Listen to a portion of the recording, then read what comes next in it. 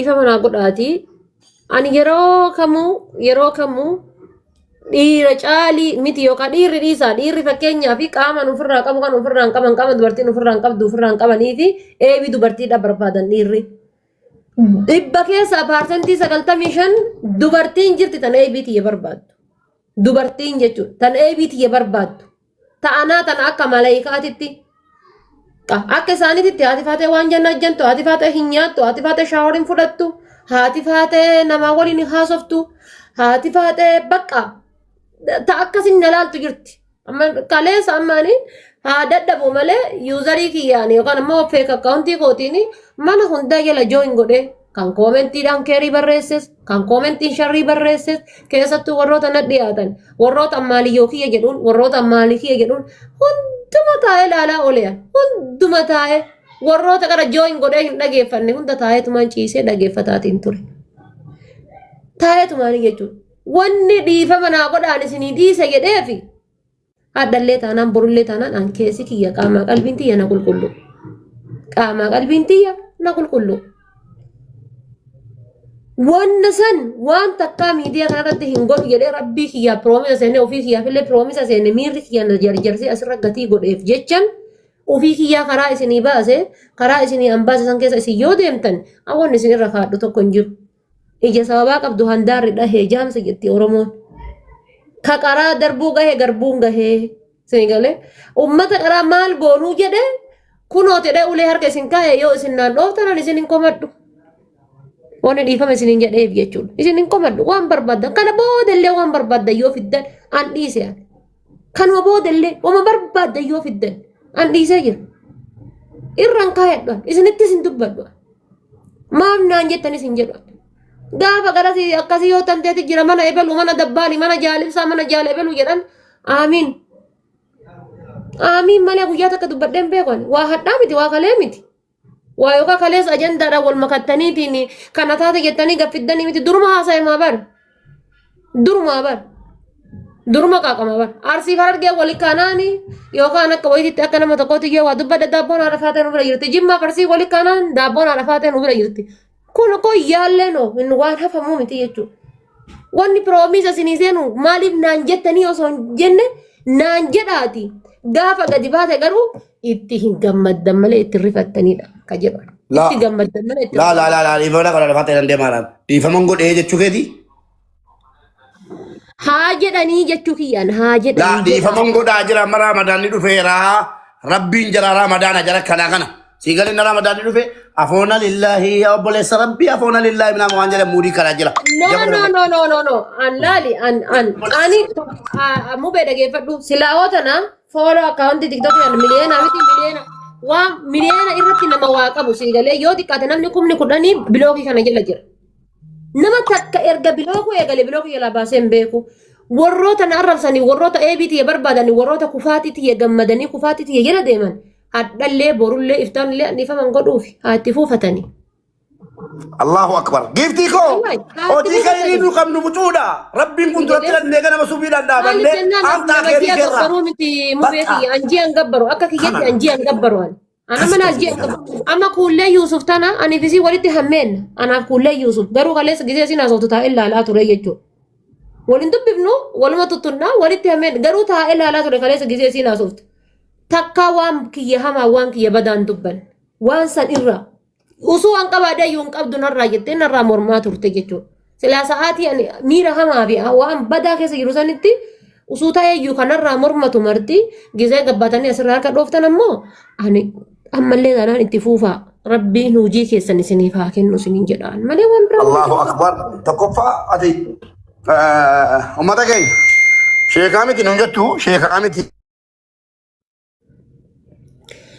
Follow godhaa warra asirra jiru kanniin. Namni tokko biyya lafaa irratti nama asabuu hin danda'u kan namaaf hisaaba kennu rabbiin qofa. Rabbiin of gootanii lafa irratti aslan sataraa jedha akka amantii islaamaatti ijoollee keenya islaamaatu dadhabamtan dhageessanii dadhabamtan rabbi satari siin jedhe malee tuma waa argite gadi baas hin jenne tokko jedhe deebitanii mucaa gaadde deebitan waan ta'eef fuuldura rabbiitti hojii babbareedaa hojjedhaaga naa dhabaatee arrabsanu kana booddee hojii babbareedaa hojjetadha gaafa qiyaamaan hin dhufti Hundi keessa warra qiyaamaa beeku warra borrabbiin hunduratti dhaachuu beeku. Gaafa sana anaaf isaa lafaatee harka wal qabanii dhaabanna bahu subiidhaan. Tikaaf ilaallaa jettee hojii keerraa yoo hojii gaarii qabaatteen kennita yoo hin qabaanne foon keerraa nuu kennita dhumate. Amma nuu daawaa kana himu akka namni abootu hin jenne gochuudhaan nama natti dhiyaatu hunde. Maaliif arrabse bar usmeen nama raggatu mucaa kana garuu itti baay'iftan hin danateem amma nama raggatu ni jira. Dhiira miti humna qabdu si galee utuu dhiira ta'e rakkoon qabu asliitti duultanii masmiyaa illoo mamma hin dhukkufata yoo ittiin duulamne. Anas na tuttuxxanii amma yoon maqaan kootu waamamin jegee ofiin kee baxabaxi namarra sinna godhaara. Amma ajandaa wayiirratti barbaadaati na raggata. Sini eeyyameen jira. Sini galee suusii nutti gootan garuu isii dubartii akka taate hin dagatina. Maa jabaatte yoo ta'e amma rabbi haala baatee waa tokko sitti himee deemu. Wallaahi waan garaan na gubatuutu jira. Mucaan kun akkuma siin jetti carraan qabdu namarraa. Utuutti sixxanii mee warrumti Ijibti jirtanu mee dhaqaa haala baatee keessa sii waan jiru bannaa taachuu irraa hubadhaani. Waan miidiyaarra baate kolfitu tuun taane bataam tabaddalaalechi ijoollummaa dhaqaatee baddalamtee badalii guddaa nama qabdu. Jedhii mee keessaan bilbilii fi irraa hubadhu. Si galee nama zansiiftu bakka uumaa dhumtisii nama zansiiftu. Sanarratti immoo dubartiidha. Meetti siqaa warratti siqan yookiin gaafadhaa dhaqaate akkam yaate baatee bilaamin jedhaati gaafadhaa. Hin beektanuu nama uumamaan baddalame wali. Amma mube azanu bazansiisu si dhibne wanni goonu namni taraa wal garafaa nullee waraana barbaannaa warra duras qaabbatee daabboo dhufaa akkana dhufaa jedhee shaayii nu bichisiisee baranda jedhamu teessisaa ture. Salaamu alaikum warahmatullahi yaada namatti deebaartanii gara laafoo fi gara laafa Usman Mubaarakillee waa'ee waraana namni takka Ramadaano. Ramadaana dubbatu achiin biraatanii biyyaanne carraa kennitanii qoyaame. Rammee dubbadhu. Yeroo asii kaate mana nan bana kottu biraazar sinnaa okay wanti an dubbadhu yoo jiraate welcome sin jenneera dhafaatee baga nagaan deebite. Wanti xiqqoon beektaa hamaa fi gaarii nama beeksisii galee nama si jaalatu nama si jibbullee beekteerta asirratti.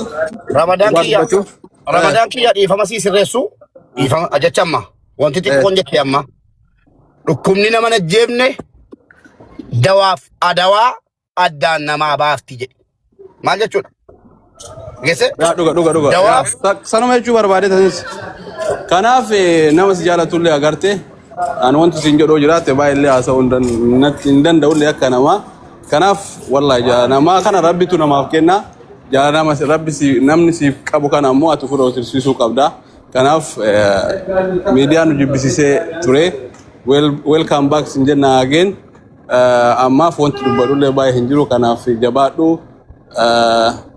Rabbi si haa jabeessu. Kana caalii ammoo akka jabaattee ummanni kana caalii si jaalatu ammoo abdii sirraa qabna. Wanti ta'amellee wanti hin taanellee maal akka daladullee maal akka dalaguu dandeettullee waan beeknullee hin jira. Namni baay'ee waa baay'ee haasa'uu danda'a. Kan ammoo nama badduu haasoftu ammoo gara nama si jaalatutu caala waan ta'eef gara suma osoo dabsitee hunda isaayyuu akka Mubaarak jedhallee miira keessa seenee Mubaarakillee dubbataara akkuma amma jettee kana Rabbi jettee osoo dhiiste maaliif kan si jaalatutu caala waan ta'eef osoo nama si jaalatu jecha kan hamaa sitti yaadellee kan waan kan kee waan badaa dubbataa turellee nama saniif jettee osoo dhiifte jaalala kana ammoo Rabbitu namaaf kenna ammallee Rabbiin kana caala siif haa kennu jabaadhu jabduu teennaa borullee iftaanillee si wajjin jirra si wajjin bareennaa si malee nutti hin tolu jechuu barbaada galatooma fudhadheera.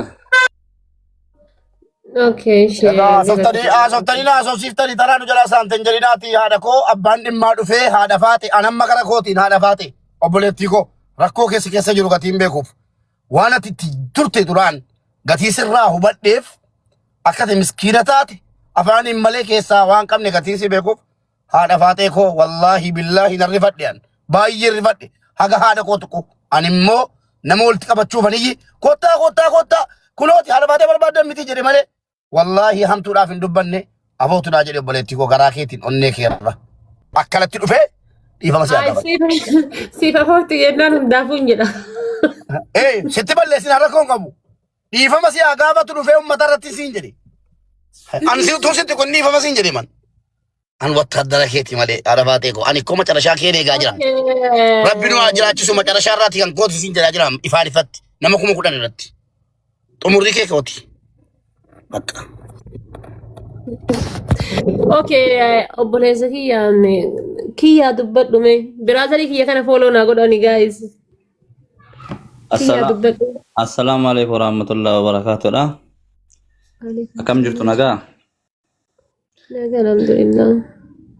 وعليكم السلام ورحمة الله نجا قلت ربي هذا فاتح برازيلي وقوت برازيل ومكة يا كانوا ما كانوا ربي والنبرسي إذا كان مو No, تيوما قراكي يا obboleessa makooti. ما شاء الله ما شاء الله ما شاء الله تبارك الله والله كم وركاني كدر فهمنا من سيارة كياكو أنا مبارك فولونا دي بيسي چمان ये गोनेर ऐसे Wanni follow si dev so binjir wasu argite mucha makina ke sabute fi dafan jukaladdu.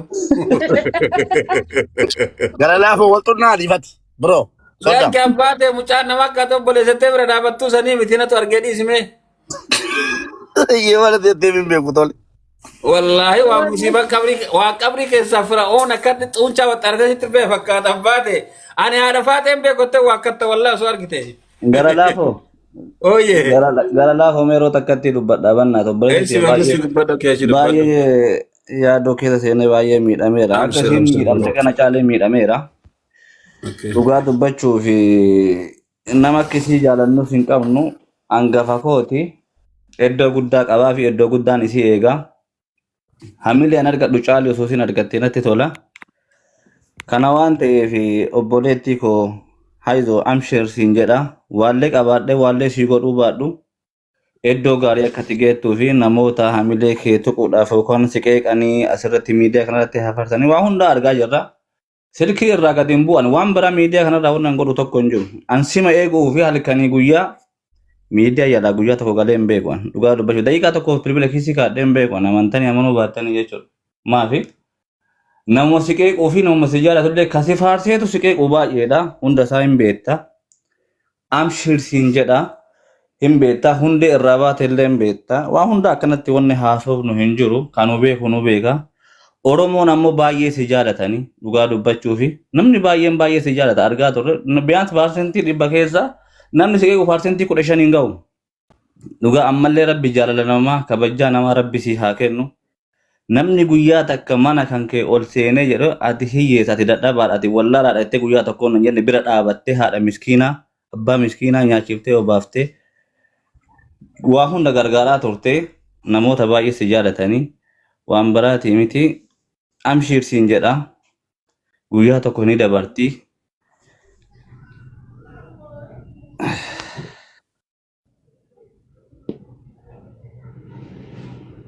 Mangisti mira ke sabai embar baachisu sijamar wara dala jirtani haarafaati takkitti miidiyaatti beeytamale dhugaa rabbii osinitti mee maybe an obboleeyyan si nama lama argeen jira osoo waan akkasii jira miti waan humnaafaa ta'ee wallahi mucaa tokko si argitanii an dhugaa rabbii osinitti gaafaati faatee bira nagatu mira keessan galini yaada faatee mira keessaa baya kiyyo doori biroo gaafaati faatee bira argitu ani ijoollee shuukkee wayitama akka duraan baara gubbatti arguusee bakka fuudhee akkana waan xiqqoo isianillee waa kanuun dandan dowwacii wayii kenneefi akkana zozzooranii fataa godhe biraa deemedhe maashaallah yoo bira ga'uu mucaanii rabbi umrii haa dheeressuu fi namni isa argee sila haarafaatti tirfii afaan darbatu dhugaa rabbi isinitti maa seriously nama dhaabbatas amalas waa hunda qabu isinoo obboleessa akkanaa qabaachuun kennaadha.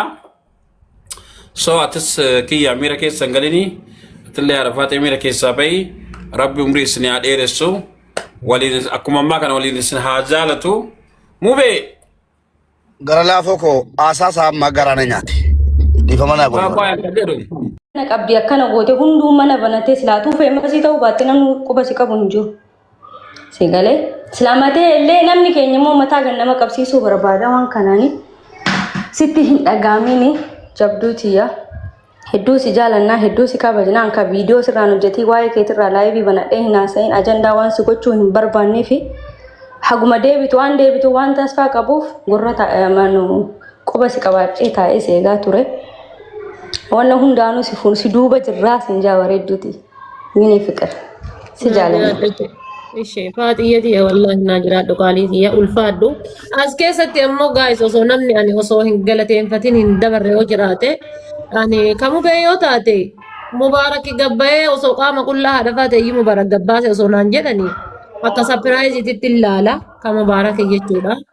Maaliif ani waan irraa hin eenne waan ta'eef jechuudha yookaan ammoo hin godhulle jedhee waan itti amanuuf waan ta'eef gatii kana ta'eef namni osoo hin galateeffatin hin darbine yoo jiraate usmee hedduun galateeffadhaani. Nama yoo diqqaate marraa 70 ol karaa keessaatiinis naa bilbilaa na gaafataa na wanna jedhaa ture.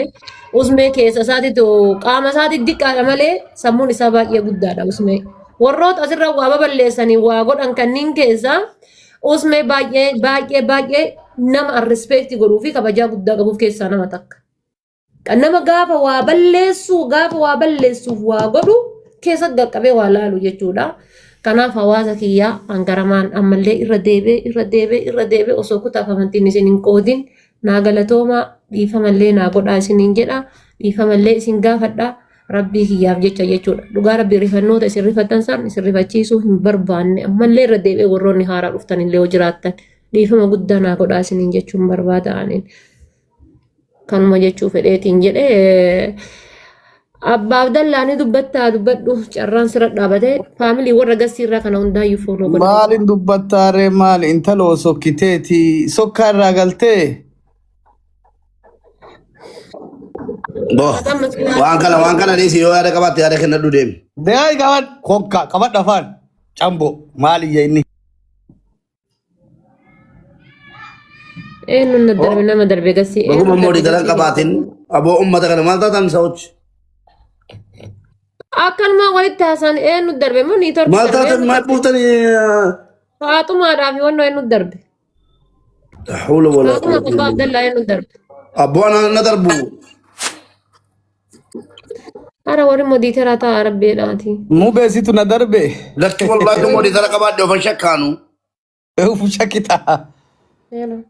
Amma waan jedhu jirru ka aadaa keenyatti aadaa gara arsii kanatti dubartiin yoo warra dhattee yoo baddee galte bakka sokkaa irraa galte jedhanii abbaa manaa isii jalaa badde kana jalaa badde waasii jalaa baddeeree maali wanti ija bobaaftu. Biratti sokkite waan ta'eef yaada kee kennadhu. Namicha. Ooyime olaa deebitu. Takkatti na haadhuun gattu ammallee. Biratti sokkite dhiisi haasaa dheeraa dhiisi. Maasi biraa gooti abboo qabadhu bee afaan. Haalillee. Bar video amma halangee gurraattii saniin si gara famoo hin dhiisa.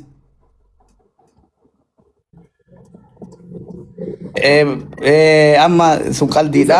Isa dara Abbaa Abdallaa koo kafaamtee jirti beekaadhuma iyyii of hin dilaatte malee bazza hin dalate dammiyyuu ankaleessa dhiifama naa godhi malee haadha faate miira keessa galeen amaaraan jedhe amaaraarraa qoraan jedheen.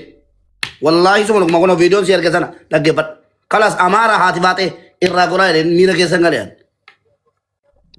sigale erga gafa gemi awwala sana ande mera gara khoti nibbo erga gafa gemi gafa awwala jala fashale sanuti guyang guya gafa sana cuma ngasde asli rat support gone guyang guya gafa sana am hadda dira si mucha kana ballesinu male yo habra afi hada shawasan Amadinu magaro kan namoota isiin fiddee gastii isii irratti akka dubartiitti mucaan engadda haadha ajjeesisan ijoollettiisan wama siin kana gooti of keessa naannessuu silaa gaariidha.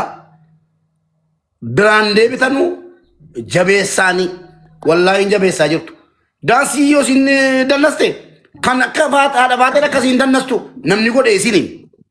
Isinitti immoo namni haadha baatee akkasiin daansiitti hillim jettee galtu akiraan lee dhabsiisuu deemaaru isin dhattanii koomentii irratti waa barreessitu fuulli kee yookiin ijaabafattee jirta achumaan gadi baatee caffarti balaa keessan jechuudha. Jannatatti illee obaa jirtu namni arrabaanii miti. Tuun rabbi isaa qajeelchu yookiin immoo haadha baatee itti keessaan barreessitee fi bareedaadha. Dubartiidha xiiqii itti galchitanii waa meeqa itti galchaa jirtu lamaan ni nyaa'umu. Viidiyoo si argitanii. Jinni si argitanii jaankaa si argitanii haadha faate anaa dhiisa bakka barbaadde naannoftee macarrashaan si kan kooti qabsaan ni kufa qabsoon itti kufa Isheen asee biyya nyaata qaban konka afaan baaldii qabate dhugaa dubbachuu fi qalbii tanaan booda haadha faatee maqaan kee kun uyyuu wayii bahee haadha faatee siin jedhanii haadha dubartootaatti kabajamtuudha.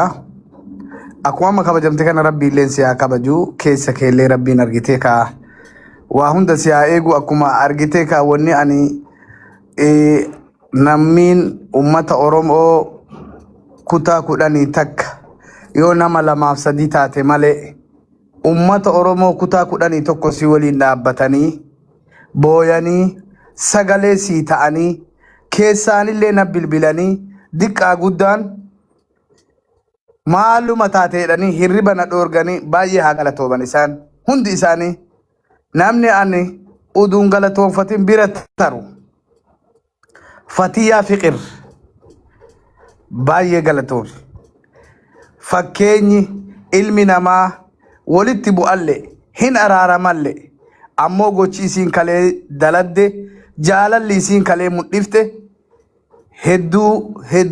hedduu keessa kiyya boonse wallahi billahi onnee kiyya irraa dubbatu jira warri kanaaf haati faatee ani abbaan Abdallah akka nama tokkooti abbaa fedhe ol itti dhiyaadha wallahi billahi tallahi yoo telefoonaan namaan dubbattu